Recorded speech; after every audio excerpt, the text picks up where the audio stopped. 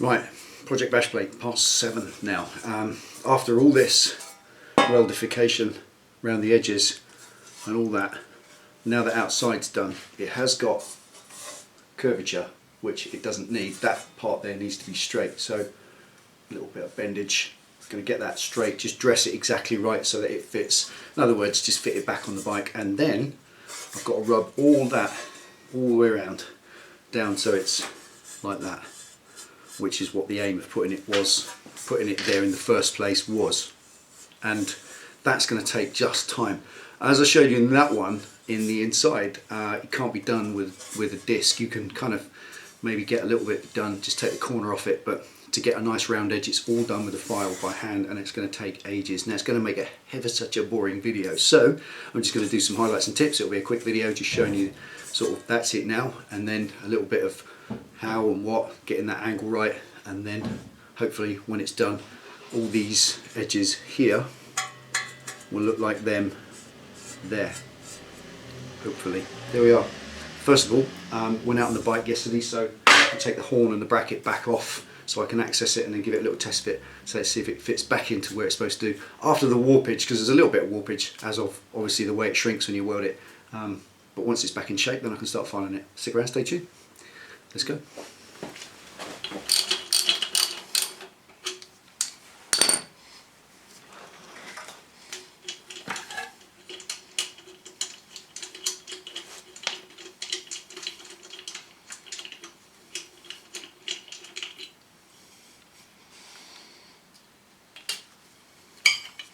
Right, back out of the way. Let's try it back on. Carefully does it. No, that's curled up quite a lot. Right. Now I suppose what I should technically do is I should put some tape on the frame really, but I'm just going to be careful for now.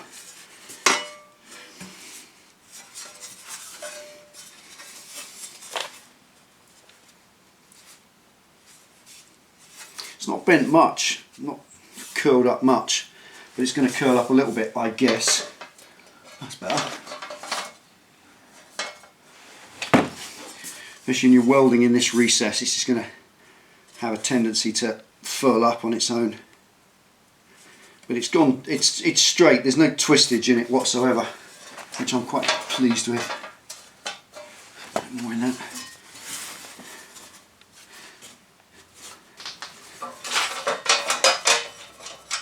That's it, nice and straight.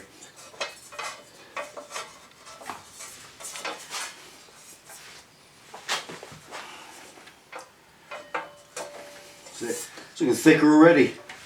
Looks like a substantial piece of steel now, and it fits. Right, let's get it rounded off.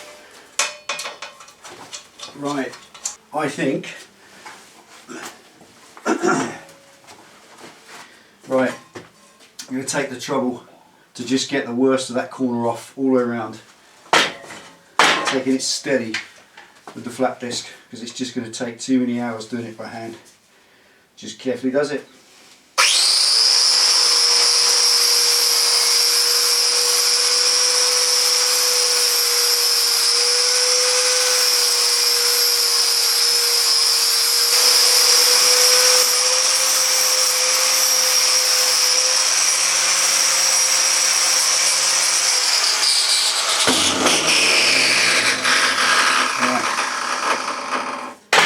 Okay, this got me a start.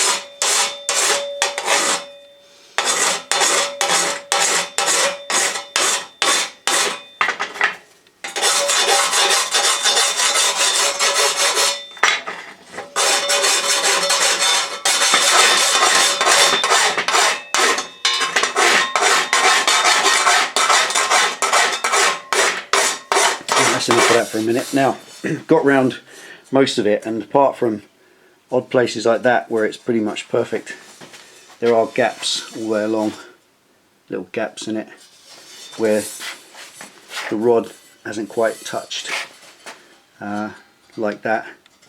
Now that can be body worked in with a little bit of body filler, that's not an issue, but there are some gaps here which is just where I've gone a bit hot on the bead, or dwelt a bit long, and it's melted through the wire and it's left a gap.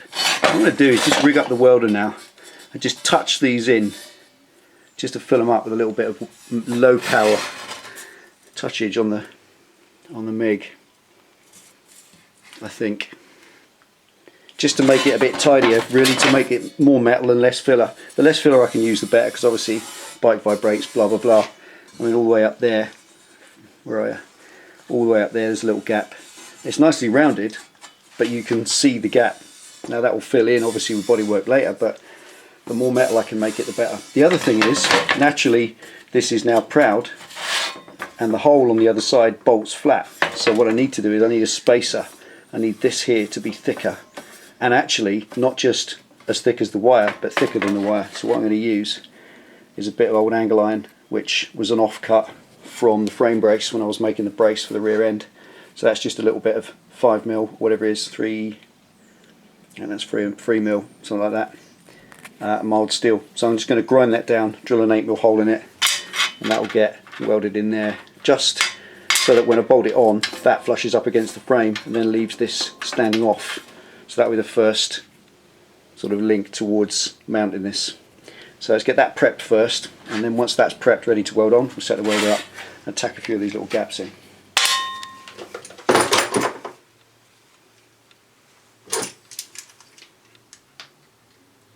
So clean it up a little bit first, nasty old burr on it.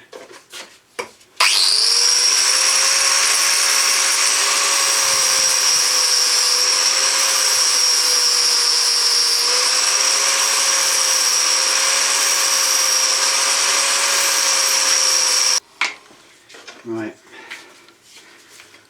grinding disc.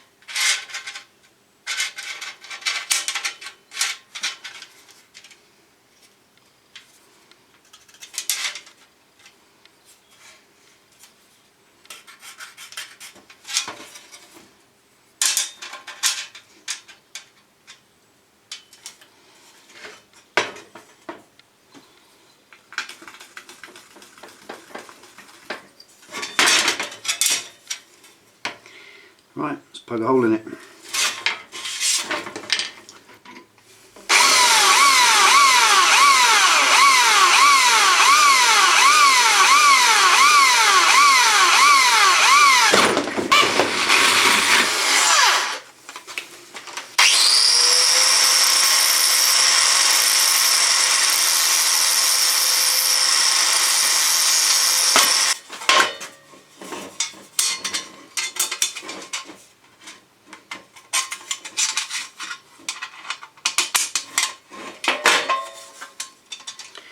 Right, and that's going to give me a little bit, just a little bit proud on the bracket, so that when that bolts up flush against the frame, that stands clear by probably at the moment about 2mm, but if I put a washer behind it as well, which I will do, it'll be sort of a good 3mm clear, which is what we need. Right, let's weld that in place.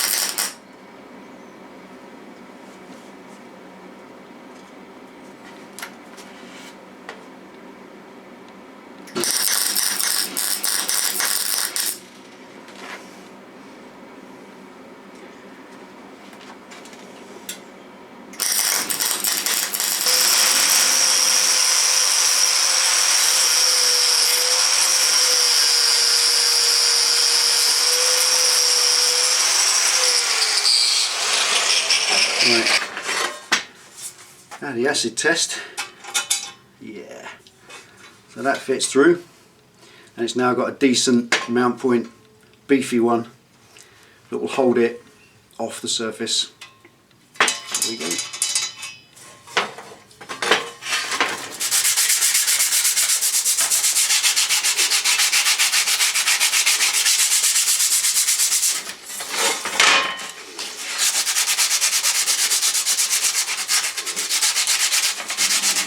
Right, so welding in these little bits that I've missed, these little tiny gaps where the weld melted it, just tacking them in so I can grind them back. Just a little touch really, low power, and just wash them back with the file.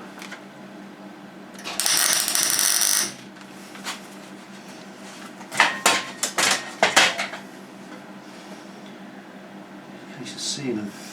There it is.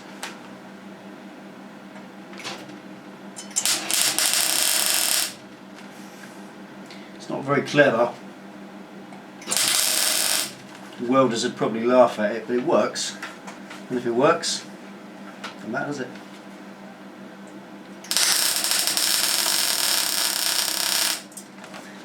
Little slot there.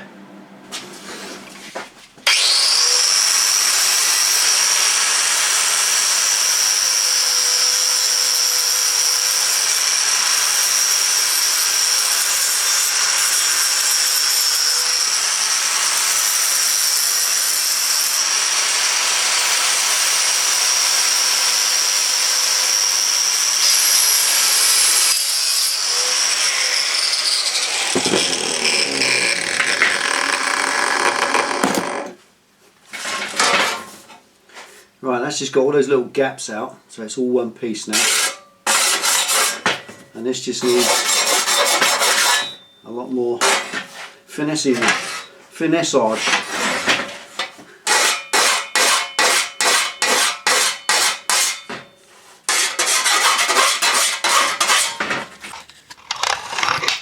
Stand up, smack me up. Right. Now to me, it's gone on quite a bit, but to you I guess isn't much done. That little bit's important obviously because there's, without bothering trying to show you in the dark, there's two little ridges on the frame that hold the horn bracket so that when you bolt it up it doesn't twist. They're kind of recesses or protrusions probably, and that neatly sits between them, which is where I'm going to bolt it on. But obviously without that it would bolt up against the edge of the two protrusions and rub through the powder coat. So little tiny things like that are quite important. So that's given me a 1/4 inch thick base as well. And also the other side of it is with vibration that hole won't crack now because it's backed up by a piece of quarter plate, which is what you should really be doing with sheet metal. It's not strong enough to be bolted on its own. So all the rest, I've killed all these little gaps all the way along. So where I've welded and gone through and just melted out of the edge, I've gone through them all, lined them all up, and they're all completely sealed now. So it's just a slow process really. Fabrication for you, it's boring. I don't know how on earth fabrication companies make steel buildings and stuff. They must set it all up on an industrial basis. This is kind of one of a kind bespoke stuff. But there we are, that's all for now. I'm going to call that done for number 7. It's been 2 hours. I'm on late shift this week. It's up past 11 AM and I've got to get showered, get ready for work at 2 o'clock. So there we are. Thanks for watching Delboy's Garage. That's been Project Bashplate Part 7. See you for Part 8 and some other stuff as well shortly. Ride safe. See you next time.